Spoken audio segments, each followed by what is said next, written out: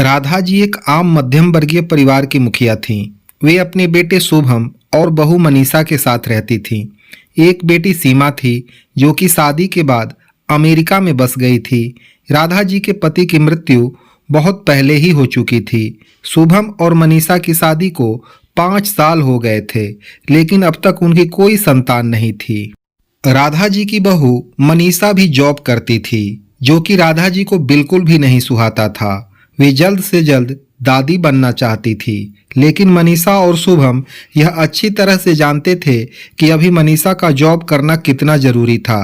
राधा जी अपने बेटे शुभम से इस बारे में बात करती तो शुभम किसी न किसी बहाने से बात को टाल देता था।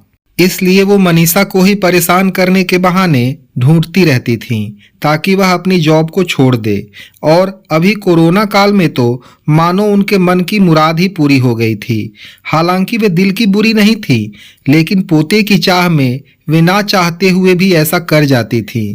अपनी हम उम्र सहेलियों को दादी बनते देखकर उनका मन दुखी हो जाता था। उस दिन भी घर में ऐसा ही कुछ हुआ। ऑफिस में काम की वजह से मनीषा देर तक सोती रही और राधा जी को अच्छा खासा मौका मिल गया। ये क्या बहू, अभी तक सो रही हो? पता है सुबह के 10 बज गए हैं। शुभम भी बेचारा कब से उठकर ऑफिस के काम पर लग गया है और तुम हो कि अभी तक सोई पड़ी हो। चलो अब उठकर सबके लिए चाय और नाश्ता बना लो। मुझसे कुछ हो नहीं पाता है, वरना मैं तो तुम्हारे भरोसे कभी ना रहती, खुद ही सब कर लेती। सॉरी माँ जी, वह देर रात तक काम चलता रहा, इसलिए सुबह सुबह ही सो पाई थी, इसलिए समय का पता ही नहीं चला। आप चलिए, मैं अभी जल्दी से आती हूँ। हाँ हाँ ठीक है, मेरा कुछ नहीं, पर शुभम को देख लो, उसे कुछ चाहिए तो नहीं?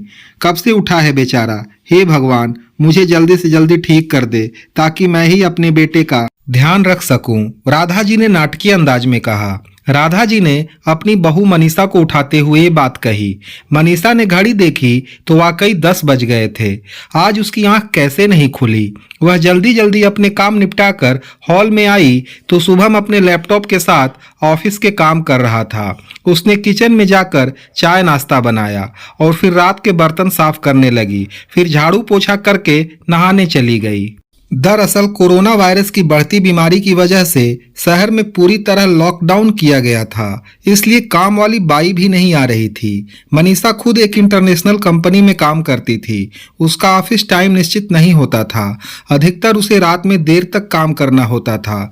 कल भी उसका काम देर तक चलता रहा, इसलिए वह देर तक सोती रही। मनीषा जब नहा कर आई तो देखा कि उसकी सास अपने कमरे में अपनी सहेली से फोन पर बात कर रही थी। बातचीत में अपना नाम सुनकर मनीषा सास की बात को सुनने लगी। अरे शारदा, तुम भी अपनी बहू को ज्यादा सर पर मत बैठाओ। बहू को ज्यादा उड़ने दोगी तो कल को अपनी नौकरी के चक्कर में वह तुम्हें ही घर की नौकरानी बनाकर छोड़ेगी। मैं तो भाई शुरू से ही मनीषा के नौकरी करने के खिलाफ थी। अब करे नौकरी शौक से, पर साथ साथ घर के काम भी करे। मैं तो बदन दर्द का बहाना बनाकर बैठ जाती हूँ, नहीं तो सारे काम का बोझ मेरे सिर पर ही आ गिरता। मैं कोई मुफ्त की नौकरानी थोड़े ही हूँ। मैं तो कहती हूँ तुम भी यही किया करो। सास की बात सुनकर मनीषा की आंखों में आंसू आ गए। वह जिस सास को बीमार समझकर उनकी दिन रात सेवा करती है, उन्हें एक ग्लास तक नहीं उठाने देती है। सारा दिन घर का और रात को ऑफिस का काम करके थकान से चूर होकर भी उफ तक नहीं करती, उसका यह फल मिला है उसे। माना वे मेरी नौकरी के खिलाफ है, मगर यदि घर की किस्त नहीं होती तो वह भी कभी नौकरी नहीं करती। शुभम का बोझ कम करने के लिए ही तो वह नौकरी कर रही थी। खैर, अभी के मुश्किल समय में वह सास से किसी भी बात पर बहस नहीं करना चाहती थी जिससे घर का माहौल खराब हो, इसलिए वह उनकी बात को नजरअंदाज करके वहां से चली गई। लेकिन उसकी नजरों में राधा जी की इज्जत जरूर कम हो गई थी। दूसरे दिन सुबह सुबह राधा जी की बेटी सीमा का अमेरिका से फोन आ गया। सीमा की सास उसके पास अमेरिका आई हुई थी। आदत के अनुसार राधा जी ने जैसे ही सीमा की सास की बुराई करनी चाही, वैसे ही सीमा ने उन्हें डपट दिया। माँ, आप बिल्कुल भी माँ जी के बारे में अनाप शनाप नहीं बोलेंगी। पता है आपके चक्कर में आकर मैंने उनके साथ कितना बुरा व्यवहार किया था। लेकिन आज मुझे उनकी कीमत पता चल गई है।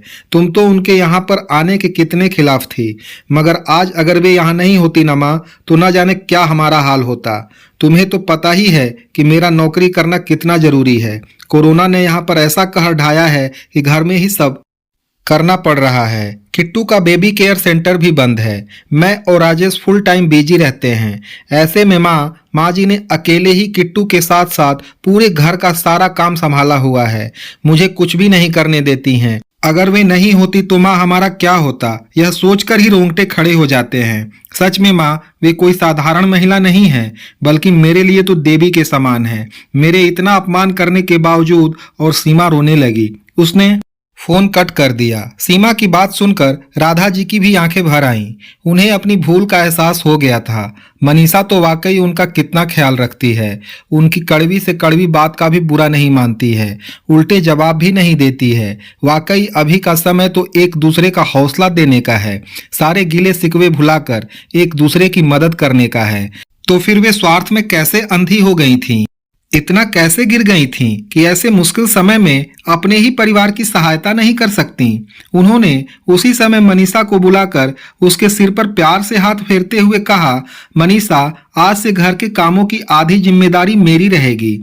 मैंने आज तक तुम्हें जो कुछ भी कहा है और किया है उसके लिए सॉरी। चलो अब तुम जाकर आराम करो, खाना मैं बना लूंगी।